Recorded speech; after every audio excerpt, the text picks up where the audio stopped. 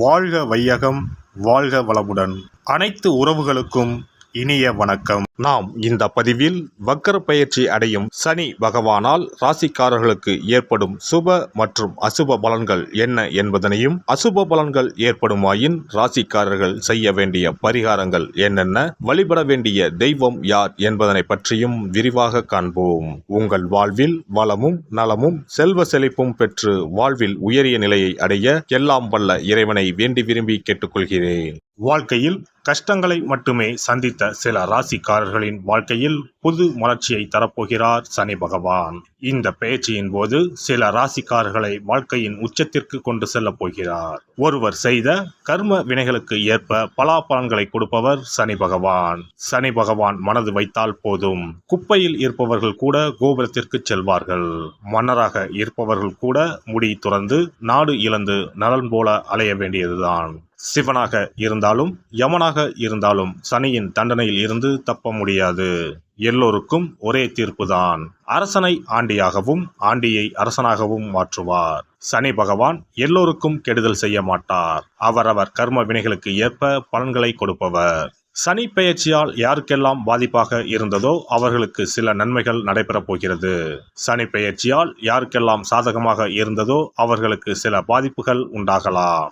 வருகிற ஜூன் மாதம் 30ஆம் தேதி சனி பகவான் கும்பராசியில் வக்கர பயிற்சி அடையப் போகிறார். அதாவது எதிர் திசையில் நகரப் போகிறார். இந்த நிகழ்வானது ஜூன் மாதம் 30ஆம் தேதி இரவு 12:35 சனியின் சொந்த ராசியான கும்பராசியில் நடக்கப் போகிறது. நவம்பர் மாதம் 15ஆம் தேதி வரை சனி கும்பத்தில் வக்ர நிலையில்தான் பயணிப்பார். இப்படிப்பட்ட சூழ்நிலையில் சில ராசிக்காரர்களுக்கு சனி பகவானின் சிறப்பு அருள் கிடைக்கும். அதாவது இந்த ராசிக்காரர்களுக்கு வேலை மற்றும் வியாபாரத்தில் பதவி உயர்வு, சம்பள உயர்வு கிடைக்கலாம். வேலை இல்லாதவர்களுக்கு நல்ல வேலை கிடைக்கும். சனி பகவான் தற்பொழுது கும்பராசியில் உள்ள கடைசி நட்சத்திரமான புரட்டாதி நட்சத்திரத்தில் சஞ்சரிக்கிறார். அதன் பின்னர் நவம்பர் 15ஆம் தேதி மீண்டும் நேராக பயணிக்க உள்ளார். இப்படி வக்கர நிலையில் சுமார் 139 நாட்கள் சனி பகவான் பயணிக்க உள்ளார். சனி பகவான் வக்கரமாவதால் அதன் தாக்கம் அனைத்து ராசிகளிலுமே காணப்படும். அதுவும் சில ராசிக்காரர்களுக்கு பொற்காலமாக இருக்கப் போகிறது. மேலும் நிதி நிலையில் நல்ல உயர்வும் தொழிலில் நல்ல முன்னேற்றமும் ஏற்பட உள்ளது. திருமண வாழ்க்கையில் மகிழ்ச்சி அதிகரிக்கும். இனி உங்கள் ராசிக்கான பலன்கள் என்ன என்பதனை பற்றி காண்போம். கன்னி ராசி அன்பர்களே, சனி பகவானின் இந்த வக்ர சஞ்சாரம் உங்களுக்கு மிகுந்த நற்பலன்களை வழங்க இருக்கிறது. இதுவரை இழுபறியாக இருந்த பல பிரச்சனைகளுக்கு தீர்வு உண்டாகும். பணம் பல வழிகளிலும் வரும். கடன்கள் கட்டுக்குள் இருக்கும். பழைய கடன் ஒன்றை பைசல் செய்வீர்கள். புதிய வேலை வியாபார முயற்சிகள் வெற்றியாகும். குடும்பத்தில் அன்பும் அமைதியும் நிறைந்திருக்கும். எதிரிகள் அடங்கி போவார்கள். வழக்குகளில் உங்களுக்கு சாதகமான தீர்ப்பு வரும். திருமணம் தள்ளி போனவர்களுக்கு இந்த காலகட்டத்தில் திருமணம் நிச்சயமாகும். புதிய முயற்சிகள் வெற்றி பெறும். அலுவலக ரீதியாகவும் நல்ல பெயர் புகழ் உண்டாகும். வேலையில் இருந்த சிக்கல்கள் தீரும். குரு பகவானின் பார்வை ராசிக்கு கிடைப்பதால் மலை போல் வரும் பிரச்சனைகளும் பனி போல் விலகும். பெண்களுக்கு இந்த காலகட்டம் மிகவும் நற்பலன்களையே கொடுக்கும். பொருளாதாரத்தை பொறுத்தவரை தன வரவுகள் தேவைக்கு ஏற்றபடி இருக்கும். ஆடை ஆபரண சேர்க்கை அதிகரிக்கும். கடன் பிரச்சனைகளுக்கு தீர்வு கிடைக்கும். வங்கி தொடர்பான கடன்கள் சாதகமாக அமையும். தடைப்பட்ட தன வரவுகள் கிடைக்கப் பெறுவீர்கள். புதிய மனை வாகனம் வாங்குவது தொடர்பான முயற்சிகள் ஈடேறும். கமிஷன் தொடர்பான துறைகளில் நல்ல லாபம் கிடைக்கும். உடல் ஆரோக்கியம் தொடர்பான இன்னல்கள் படிப்படியாக குறையும். எதிலும் சுறுசுறுப்புடன் செயல்படுவீர்கள். உடலில் அவ்வப்போது சோர்வு உண்டாகும். செரிமான உபாதைகள் ஏற்படலாம். ஒரு சில செயல்களில் தீவிரமான சிந்தனைகளை குறைத்துக் கொள்வது மனதிற்கு மட்டுமல்லாமல் உடல் ஆரோக்கியத்திற்கும் நன்மை தரும். குடும்பத்தில் மகிழ்ச்சி உண்டாகும். சுபகாரியம் தொடர்பான முயற்சிகளில் அலைச்சல்கள் ஏற்பட்டாலும் ஆதாயம் உண்டாகும். தாய் வழி உறவுகளிடம் கருத்துக்களை கூறும்போது விவேகம் வேண்டும். குழந்தைகளின் எதிர்கால செயல்பாடுகளில் அக்கறை செலுத்துவீர்கள். சகோதர வழியில் அனுகூலமான சூழ்நிலைகள் உண்டாகும். உடன் இருப்பவர்கள் பற்றிய புரிதல்கள் மேம்படும். உறவினர்கள் வழியில் கருத்து வேறுபாடுகள் குறையும். பெண்களை பொறுத்தவரை திட்டமிட்ட காரியங்களில் வெற்றி கிடைக்கும். கணவன் மனைவிக்கிடையே ஒற்றுமை நிலவும். தடைப்பட்ட சுபகாரியங்கள் நடைபெறும். வீட்டிற்கு தேவையான புதிய நவீன பொருட்களை வாங்கி மகிழ்வீர்கள். எதையும் செய்து முடிக்க முடியும் என்ற தன்னம்பிக்கை மனதில் அதிகரிக்கும். மனதில் இருக்கும் கருத்துக்களை வெளிப்படுத்தும் போது நபர்களின் தன்மைகளை அறிந்து வெளிப்படுத்தவும். குழந்தைகள் வழியில் ஒற்றுமையான சூழ்நிலை உண்டாகும். மனதிற்கு நெருக்கமானவர்கள் மீண்டும் உங்களை தேடி வருவார்கள். உத்தியோக பணிகளில் பொறுப்புகளும் மதிப்புகளும் அதிகரிக்கும். மாணவர்களை பொறுத்தவரை கல்வியில் நல்ல முன்னேற்றம் உண்டாகும். கல்வி ரீதியான சுற்றுலா பயணங்களால் அனுகூலமான பலன்கள் கிடைக்கும். மனதில் இருக்கும் குழப்பம் நீங்கி தெளிவு பிறக்கும். சில மாணவர்களுக்கு கல்வியில் எதிர்பாராத உதவிகள் கிடைக்கும். செய்முறை தேர்வுகளில் அலட்சியமின்றி செயல்படவும் வெளியூர் மற்றும் வெளிநாட்டு கல்வி வாய்ப்புகள் சாதகமாக அமையும். நண்பர்களின் ஆதரவின் மூலம் நன்மைகள் ஏற்படும். பணிபுரிவோருக்கு உத்தியோக பணிகளில் திறமைகளும் கௌரவமான பதவிகளும் கிடைக்கும். இடமாற்றம் தொடர்பான முயற்சிகள் கைகூடும்.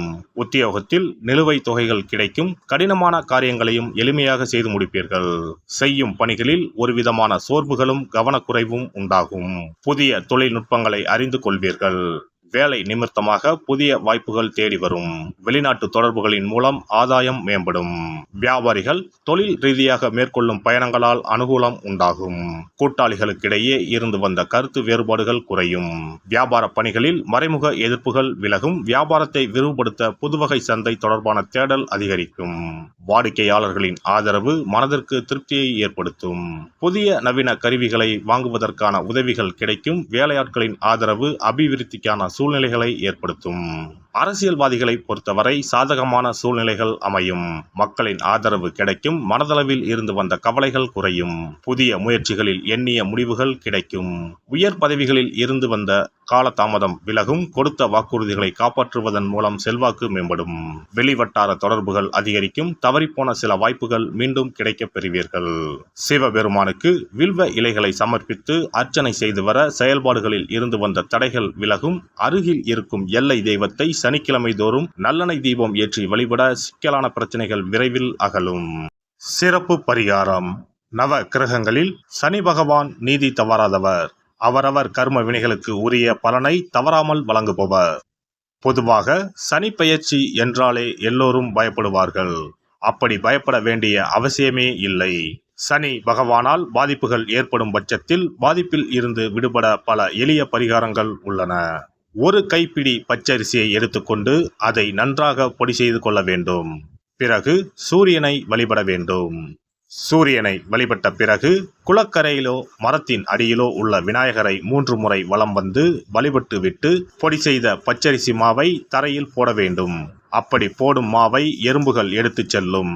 குறிப்பாக வன்னி மரத்தின் அடியில் இருக்கும் விநாயகரை வலம் வருவது மிகவும் விசேஷம். இந்த பரிகாரத்தை எப்போதுமே தொடர்ந்து செய்வது மிகவும் நல்லது. ஒருவருக்கு சனி தசை வந்துவிட்டால் அவருக்கு சந்தேக புத்தி வந்துவிடுகிறது. யார் சொல்வதையும் ஏற்றுக்கொள்ள மாட்டார்கள். குறிப்பாக அஷ்டமத்து சனி மிகவும் கஷ்டப்படுத்திவிடும்.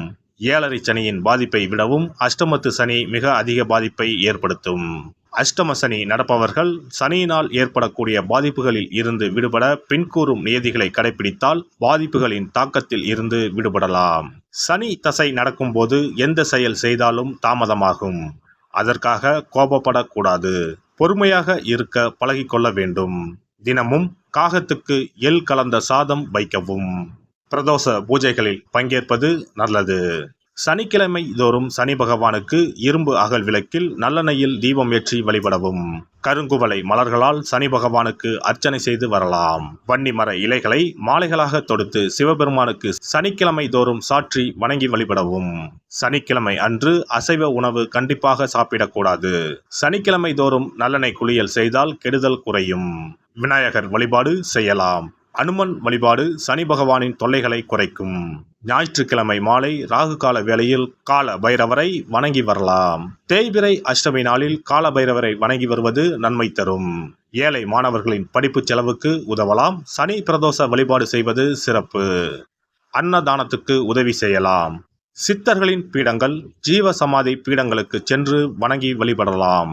வன்னி மரத்தை சுற்றி வந்து வணங்க வேண்டும். இதனால் சனி பகவானின் கொடுமையான பாதிப்புகள் விலகிவிடும்.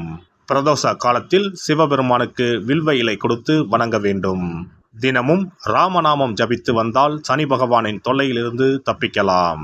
கால்கள் இல்லாமல் நடக்க இயலாதவர்களுக்கு இயன்ற உதவியை செய்யலாம். இந்த வழிமுறைகளை முறையாக கடைபிடித்து சனியினால் ஏற்படக்கூடிய பாதிப்புகளின் தாக்கத்தில் இருந்து விடுபடலாம். எல்லாம் வல்ல இறையருளால் நீங்களும் உங்கள் அன்பு குடும்பமும் உடல் நலம், நீலாயுள், நிறை செல்வம், உயர் புகழ், மெய்ஞானம் ஓங்கி வாழ்க வளமுடன். இந்த வீடியோ பதிவு உங்களுக்கு பிடித்திருந்தால் லைக் பண்ணுங்க, கமெண்ட் பண்ணுங்க, ஷேர் பண்ணுங்க, மறக்காம சப்ஸ்கிரைப் பண்ணுங்க, பக்கத்துல இருக்கிற பெல் பட்டனை கிளிக் பண்ணுங்க. நன்றி, வணக்கம். ஓம் நமச்சிவாய. சிவாய நம.